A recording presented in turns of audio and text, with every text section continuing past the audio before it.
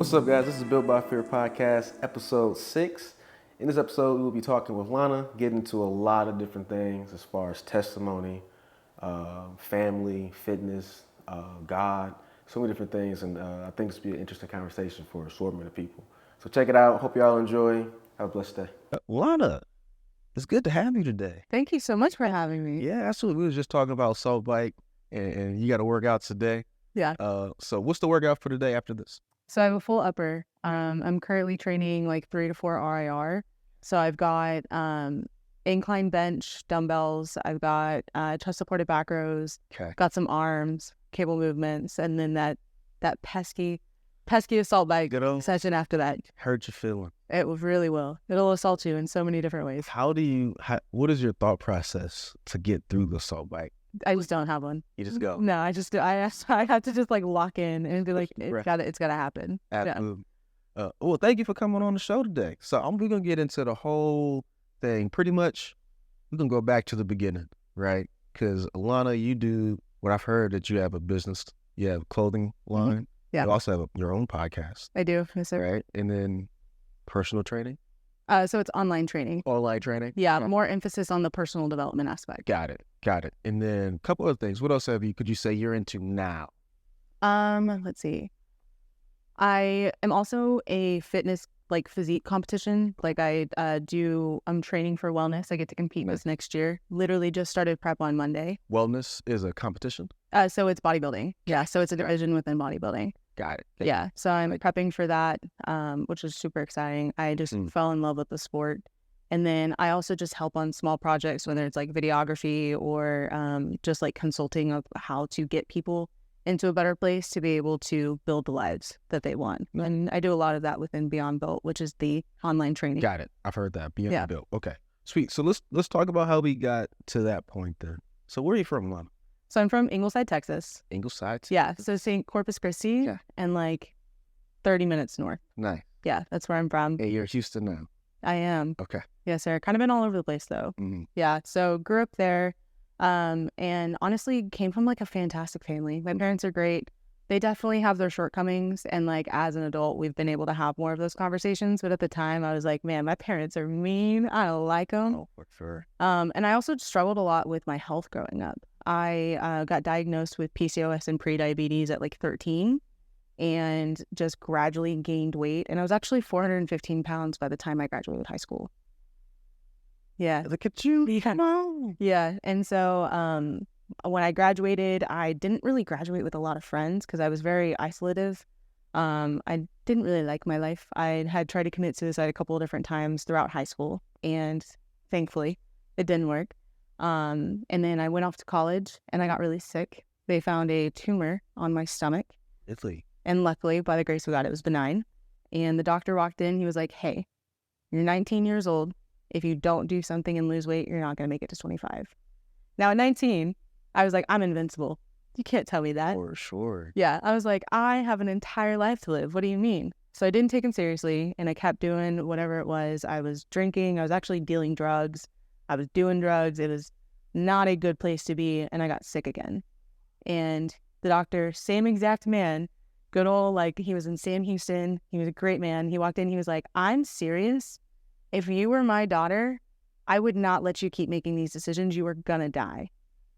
And I was like, well, all right. Yes, sir. Let's figure it out. And I had been chronically dieting since I was 13. So there was a part of me that was very pessimistic about it. Mm-hmm. I'd worked with trainers. I had gone on nutrition programs and all this stuff, and nothing ever worked. So I ended up having the gastric sleeve, and I lost 200 pounds within the first year. But I never dealt with the emotional or the mental things that got me to that weight in the first place, like binging, my emotional attachment to food, and just feeling like I was worthy of living. I never got to a place where I actually healed those things.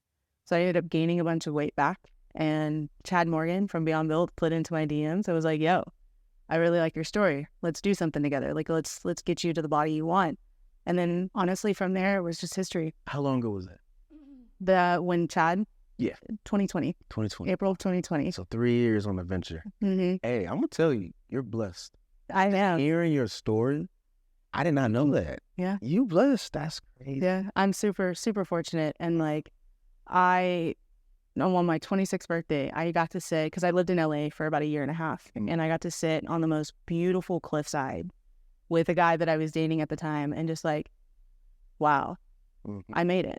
I'm past 25. I made it. I made it so much further than That's so critical. I was thinking that I was going to. So funny when you said when you're 19. It's weird because when I was 19, I thought I was invincible too. It's something about being young, where we just think we got it all figured out. But as time goes on, we start to realize that maturing is understanding that we always have something to learn, constantly. So, I mean, you can get into as much as you really want to, right? Sure. So I think that's going to be key too. So what was it? I mean, are you the only child, or do you have other? So I have an older brother. Okay. Yeah. It's just y'all two. What's the age difference between you two? He's 4 years older than me. Okay. Yeah. Nice. So tell me a little bit about, I guess, what got you into your like clothing, clothing brand and all that stuff, and where'd that come from? Was that something you thought about doing when you were younger? So it actually kind of came out of nowhere. I joined Beyond Built, and we had our very first retreat in Los Angeles. And there was probably 20 of us. And there was a guy, his name is Mike. He's a fantastic human. He was starting Cultured Vibes. And it was this like up and coming like culture streetwear type brand where you were flipping Jordans. And I didn't know anything about it, but I knew a lot about social media. I knew a lot about how to build fabrics randomly. I don't know how, but I taught it to myself. And we started chatting, and one thing led to another. And I started working with him and Farshad, who's also a owner of Beyond Built. And we started building Cultured Vibes. So I eventually moved out to Los Angeles with them and just started building the business. And there were some personal things, and we ended up dating. It didn't work out. And we dissolved the company. And literally in the moment that we dissolved the company, I was like, I'm not done yet. Like, I want to keep going. I want to create this new business that embodies who I am and who I want to be and share with the world versus kind of just like random streetwear. Yeah. So you got a really interesting story. So you were in next to Corpus Christi. What's the name of the city again? Town? Ingleside. Ingleside. Yeah. And then did you go to LA right after that, or did you bounce around a little bit? So I was actually working for a church whenever I joined Beyond. I remember you telling me that. Yeah. And I didn't necessarily feel extremely called to it anymore. I had learned a lot of things that were very conflicting with my belief systems. And I was just like, this isn't it. And then when Cultured Vibes and Mike came around, I was like, oh, this is refreshing. Like, I feel like I can do something with this. And so then I left that job and went to Los Angeles, and I was there for about a year and a half.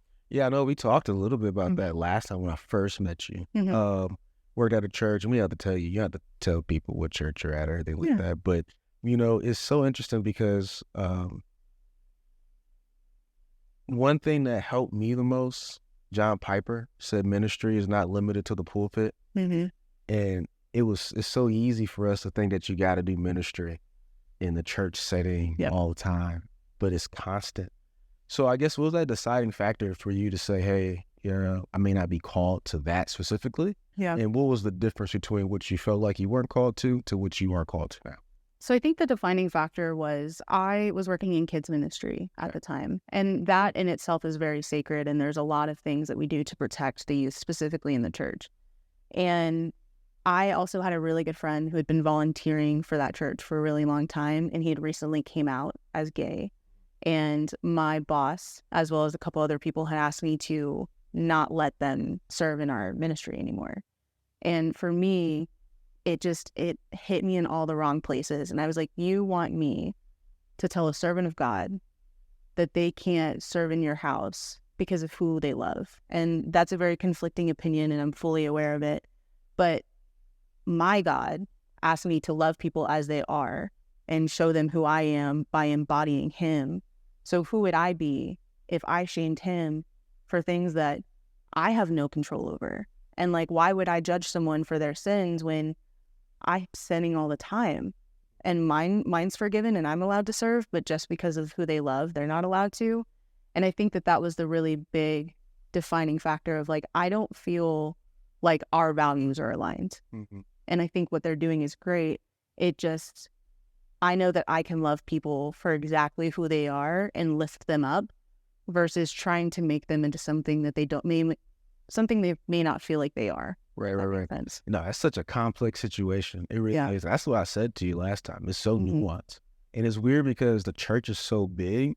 I feel like it's so hard. It can be difficult to have these conversations Mhm. and handle that situation appropriately because of how large the church is. Exactly. So if it was like a smaller church where, the pastor knew your friend in a deep, deep way, maybe that is handled differently. I agree. You know what I mean? But that's, we have church hurt, Mhm. I've experienced that too. I've served in the ministry, in youth ministry, and in middle school, high school ministry. And I've had a lot of different things. Now, I'm from Detroit. I come from a complete different city, complete different than Cypress, Texas. And I'm serving in a suburban city.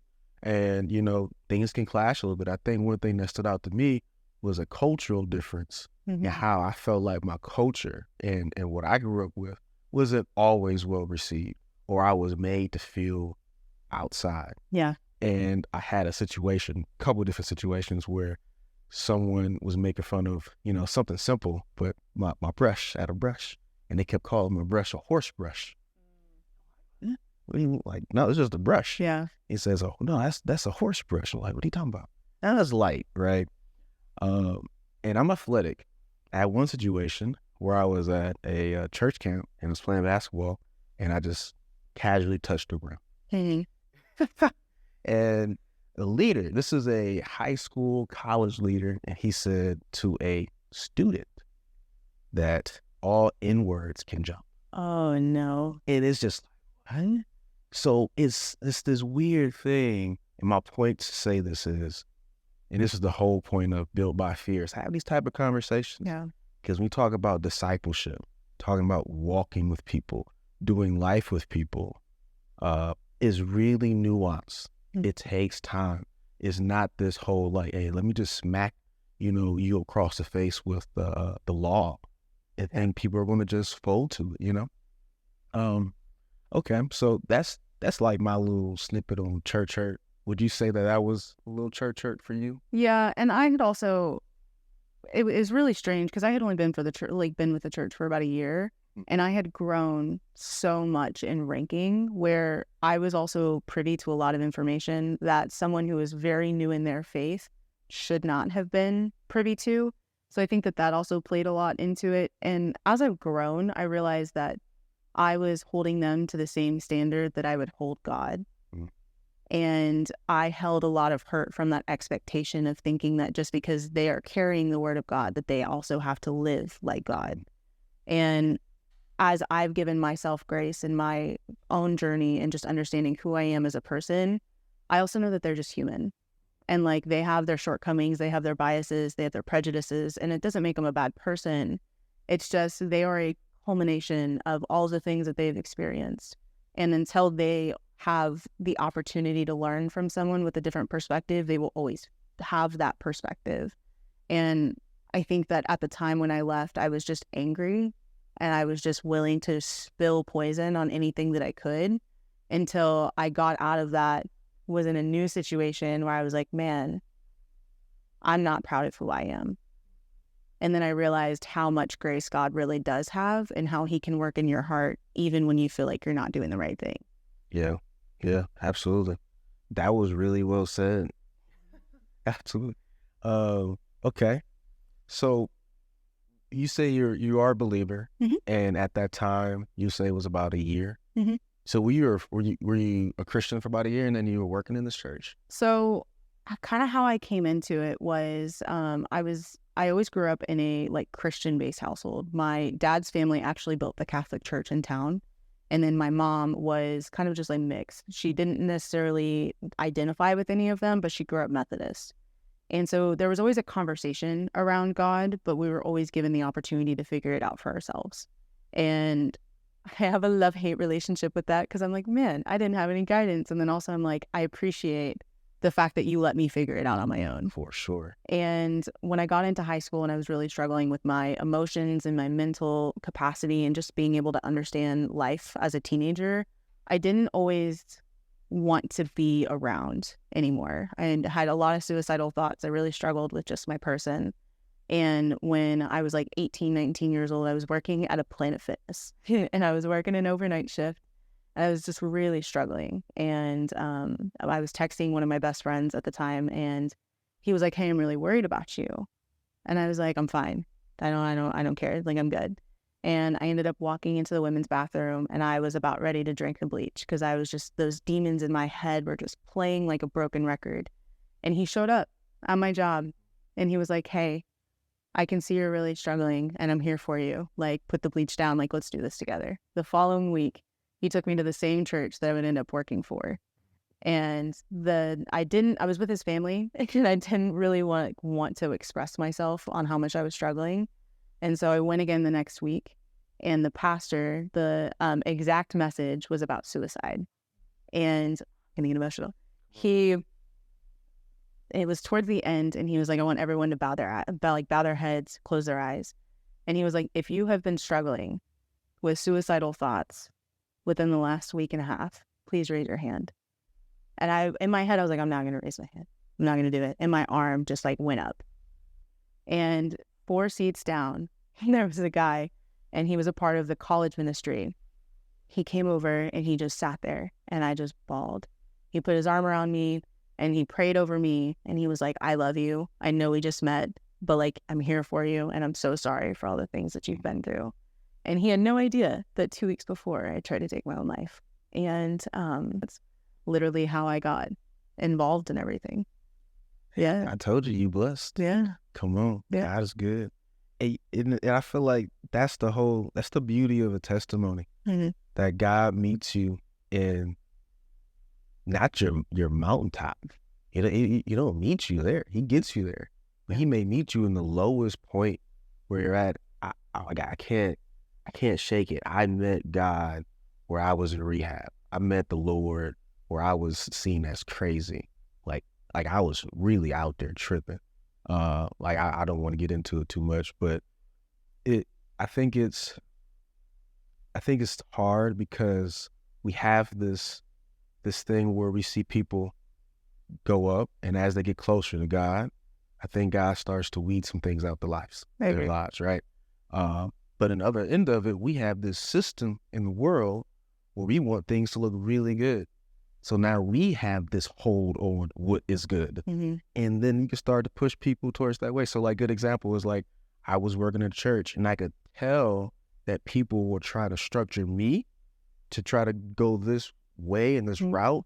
And it's more so because I could speak well, or I had this talent, or I could do poetry or talk or something like that. I'm like, is that actually what I'm called to do? Should it be different? So we have to assess what I think God considers to be good, and not necessarily what we think is good. Yeah. Does that make sense? So what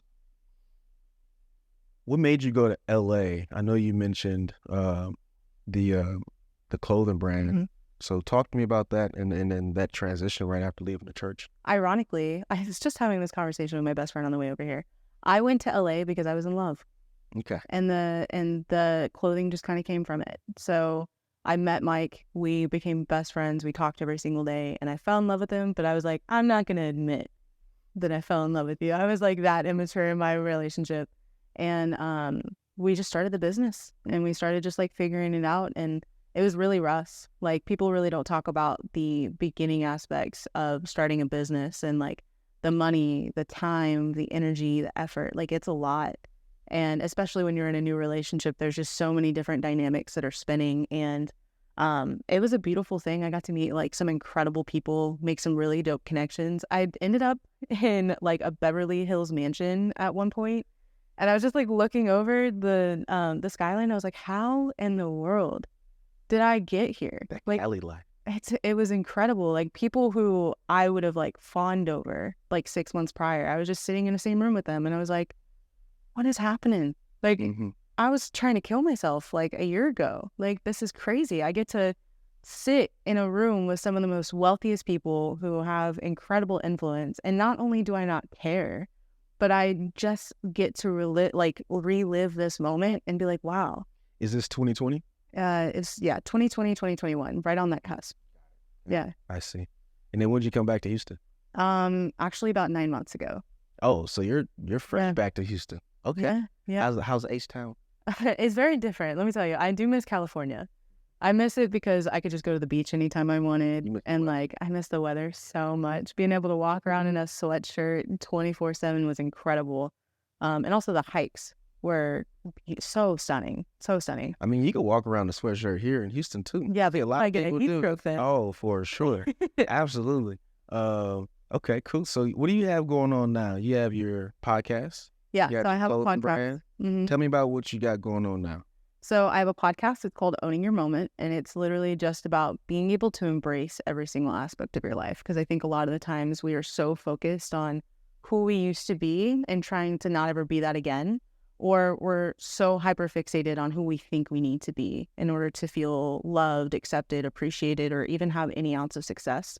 And people don't realize how much of their life they're actually missing because they're so focused on one or the other. There's so much freedom and presence and opportunity in what is found right now. And if people would just let go of all the expectations that they have of themselves or all of the anger or frustration at previous versions of themselves, they would be so surprised at how happy and how much joyful their life would be if they would just take a deep breath and really be in the moment that they're in right now. I got a question for you. Yeah. What question you think I'm about to ask? What question do you think? The verse?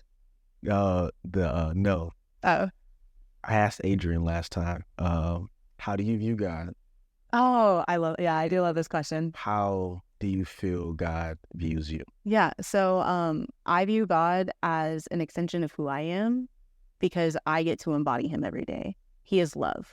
He is opportunity. He is grace. He is warmth. He is also someone who will tell you exactly what you're doing wrong. And it might not be in the tone and the way that you want it to be, but it's the exact message that you need in that moment. And I love that I also feel like God sees me as someone who is not only embodying him on this earth, but someone who is willing to admit when they're wrong and also be a shepherd to those who may need it. Interesting. Yeah. How do you feel in the next 10 years God will use you?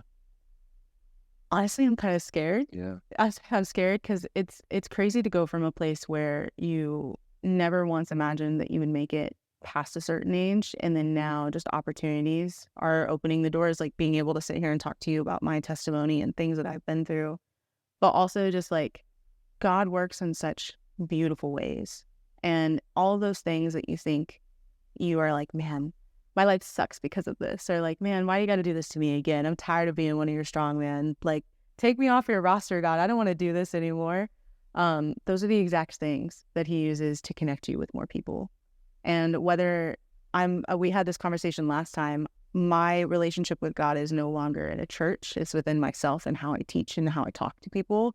And if people come to know God simply just by me being kind and loving them for exactly who they are, that's how I think we make the biggest impact, is those small, subtle, quiet conversations, a gentle smile, a warm hug, like literally just being able to go, I see you. Mm-hmm. I hear you. I like this quote. Ministry is small Mm-hmm. and ministry is patient. Yeah.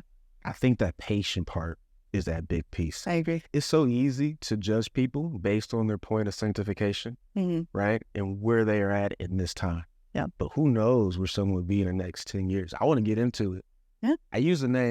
We use the word God. We say, oh, what's God going to do? Mm-hmm. When I say God, I mean Jesus. Yeah. I think that's very critical because we can have just the universe could be God. This could be God. That could be God. I'm talking about the person of Jesus.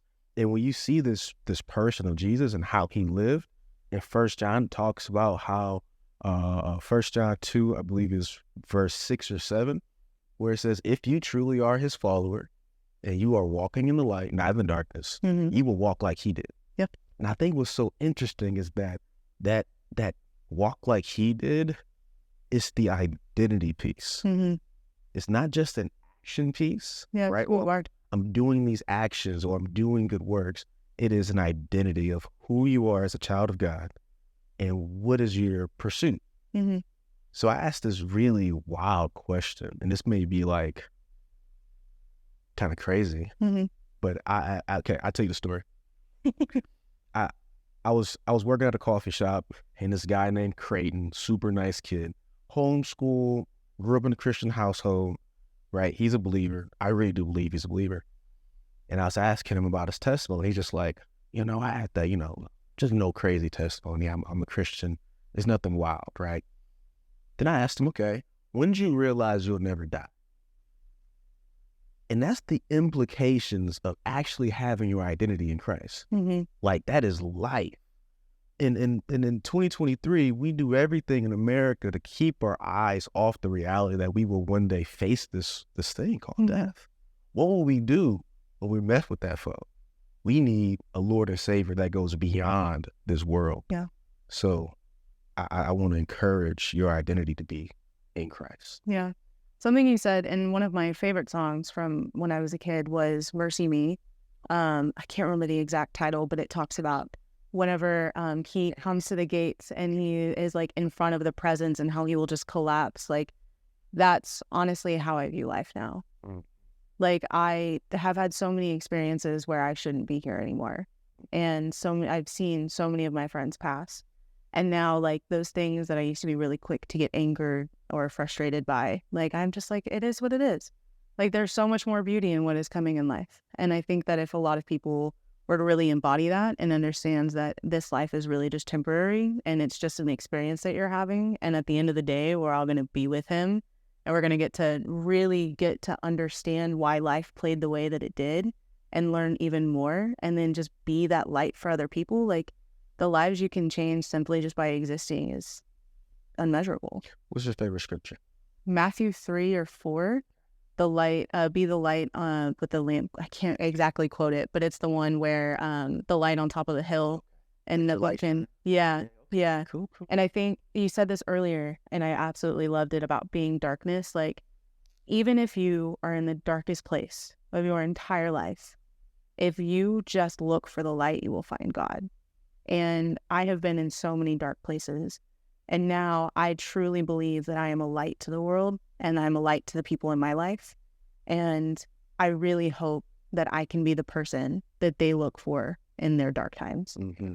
Because I got so much love and so much just like joy from stepping into who I want to be and the one that God made me into being. And I am so ecstatic for the opportunity to be able to touch more people with the love that he's given me my entire life. 1 Corinthians 13 says that love is patient, love is kind, love is never envying, irritable, or rude, doesn't boast or hope for wrongdoing, it rejoices in good things.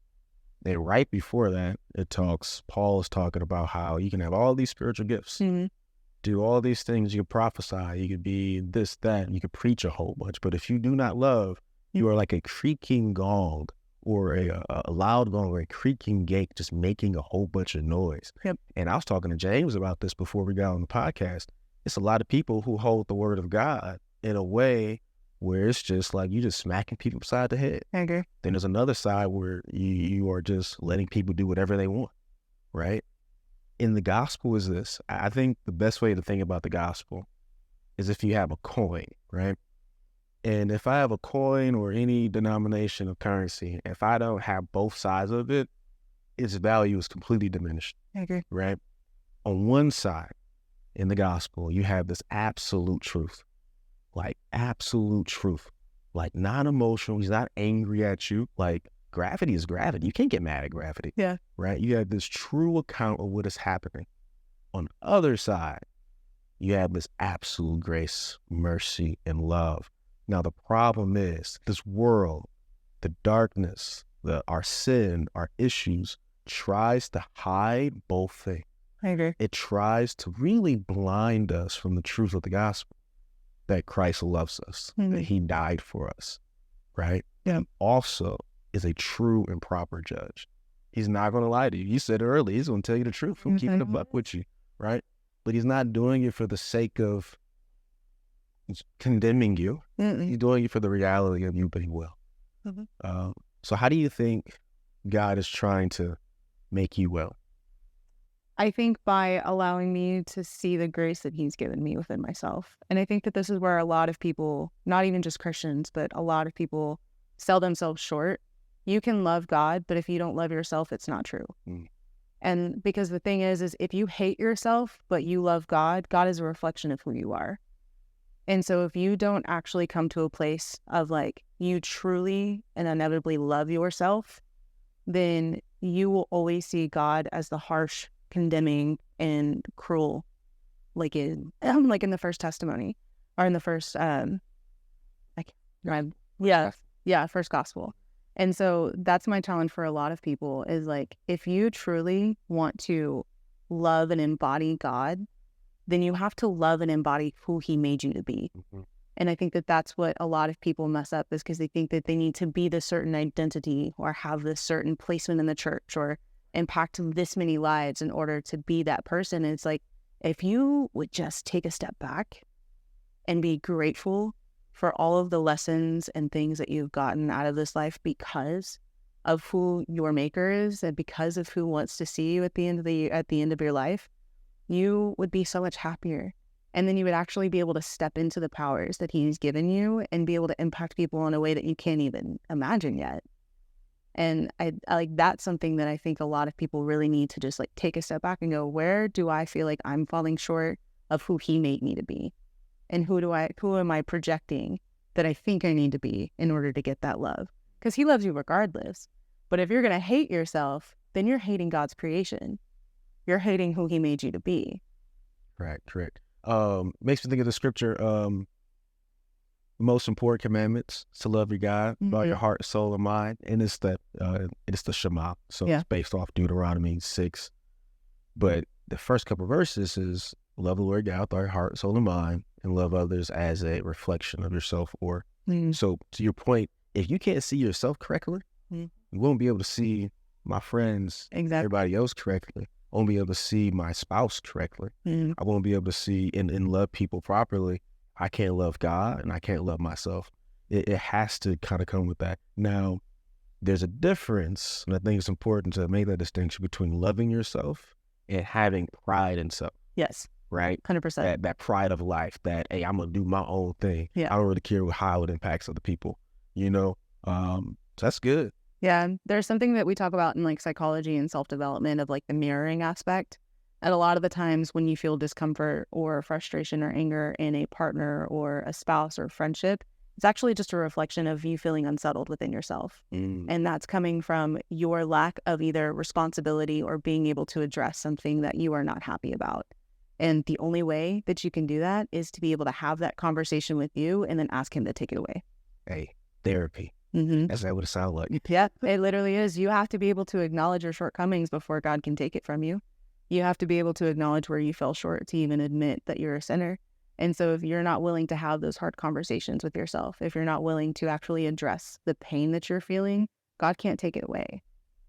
Hey, this conversation is 100% exactly what Built by Fear is. Let's have those difficult talks. 100%.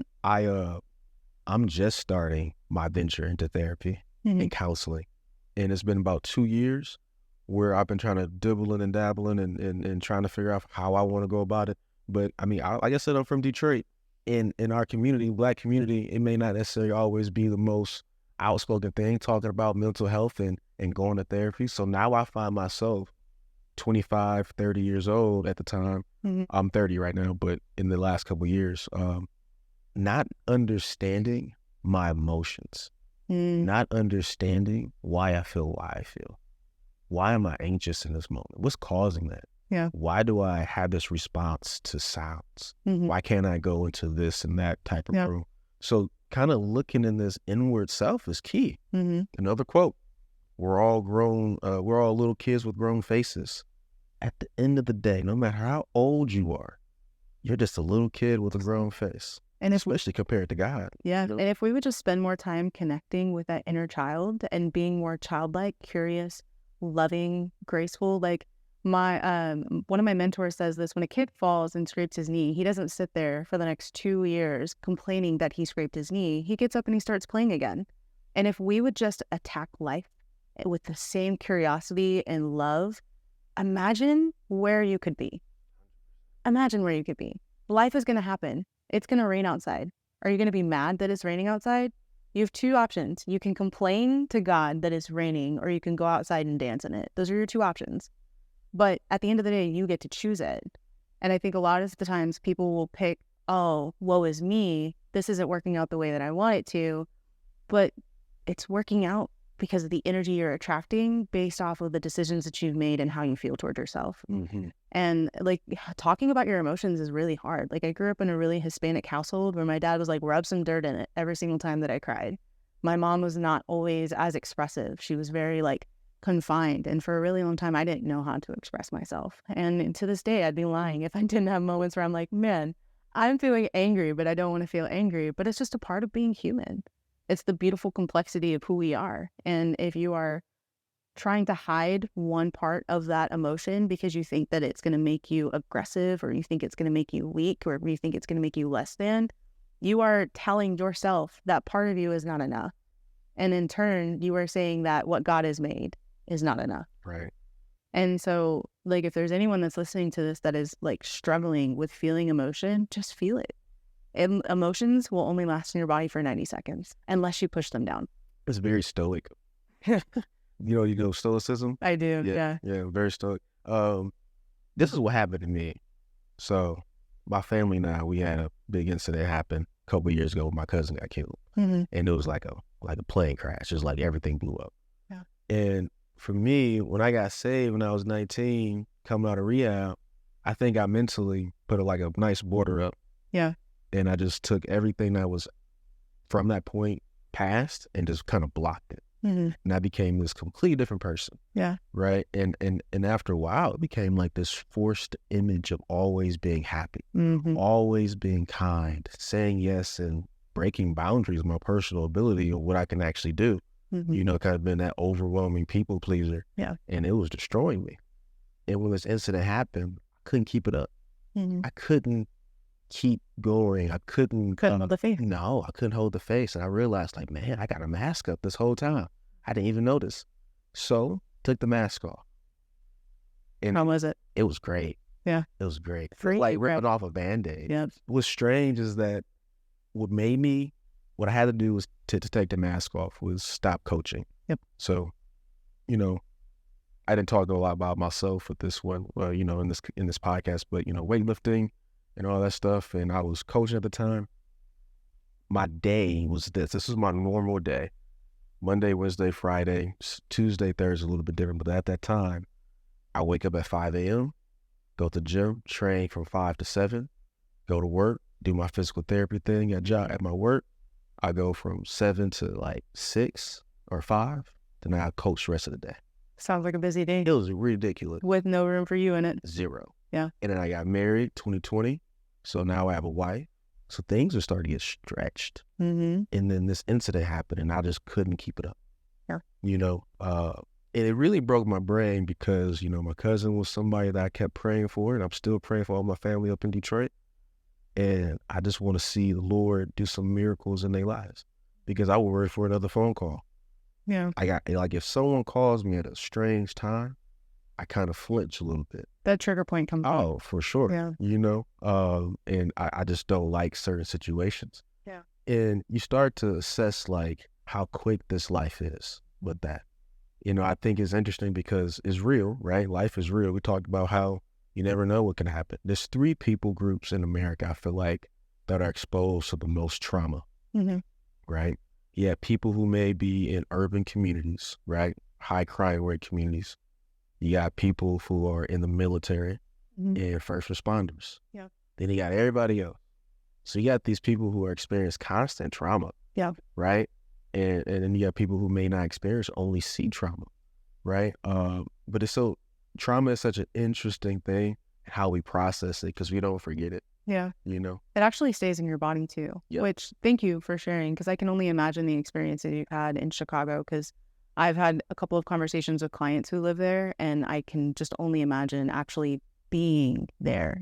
It's Detroit, but it's funny because Yeah. everybody mixes Detroit and Chicago. Really? It happens all the time. Yeah. I mean, Detroit. both of them, but both of them. They're only 4 hours experience. away. Yeah. But the experiences that are in those communities are so similar. And if you're not in those communities, you just don't understand.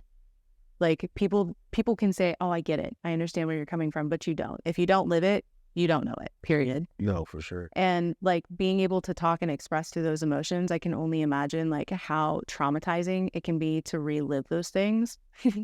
And something that I think that might be able to help, and obviously this is my very ignorant perspective of being able to have this conversation, but this is also what I do on a daily basis with clients, is go back into those moments. And when you started to detach and you started to disassociate, ask yourself, what did I need in those moments? And then be that for that youngest version of yourself. So if you felt like you were alone and you couldn't talk to someone, ask your younger self how they were feeling. That's actually something me and my therapist talked about. Really? We talked about that for sure, 100%. Because we were talking about my past and everything. So mind you, like my home, the four walls, right? 2023, the home is so critical. Yeah. Because what kept me, and I feel like really what kept me and put me in this place, is the fact that my house was so well kept. My mom, my dad, they worked their butts off to make sure we had everything we need. They were grinding. But outside, we're still in Detroit. Mm-hmm. So you get exposed to a lot of different stuff, and a lot of things that we thought were to be normal happenings were not necessarily normal. Yeah. You know what I'm saying? Like seeing this happen or a person do this or this, you know, it just wasn't normal. And I didn't realize it until I got out of it. Yep. You know what I'm saying? Not 19, but when I was in ninth grade, I got kicked out of school. Mm-hmm. That's how I got shipped to Texas. It was a big old fight, went down. And mom was like, hey, you should go live with your sister. Just gotta get you out of it. Just gotta get out. And that was probably the best choice at the time. I know it was a hard thing. I think my parents think a lot about it. But at that time, that's what I needed. Yeah. I don't think, I worry and I wonder where my life would be, or if I would have made it to 30 if I stayed in Detroit. I legitimately wonder that. Yeah. But anywho, we here now. Yeah. God is good. Look at you now. Come on. Yeah. So we've been going through a whole different directional stuff, but this has been a really great conversation. This is exactly the type of stuff I want to get into. This is Built by Fear. This is a show about passion, show about where does that passion come from. So I guess in a nutshell, can you give me a description of where you get your passion from? Yeah, my 415-pound self. I'm doing the rest of my life for her because she wasn't supposed to make it, and she did. Come on. So I'm stepping on stage next year for bodybuilding, and I plan to do it with extra skin to show every single person who has ever been overweight and told that they weren't enough, that they are enough, and they can do anything they put their mind to. I had started the podcast because I want everybody to know that every single moment in your life is worthy of attention and respect and love. My clothing brand is also called Moment. I started that so that way people can slow down and actually enjoy their life and stop worrying about what they think they need to have. And I'm an online coach that's now going strictly into personal development because I want to help people work through their traumas and really get to live life. Because man, when you are so stuck in your head and you feel like you just can't get out of this like dark place, I promise you, like if you just spend a little time with yourself and with God, like you become invincible. Yeah. You become absolutely invincible. And so like that's my why. Every single time I get up and do something and that I don't want to do, whether it's a workout or counting a macro or even just like going on a walk, I'm like, I'm doing this for you. I'm doing this for the girl that wasn't supposed to be here. And I will continue to live my life that way because after 26, like the rest of life is a blessing. It is. You know? You are blessed, and I'm glad you're here. Thank you. No, thank you for coming on. Yeah, and thanks for James for connecting us. Absolutely. Love you. Absolutely. Yeah. Well, this has been Built by Fear podcast. Thanks for joining. This was a real one. Thank you so much.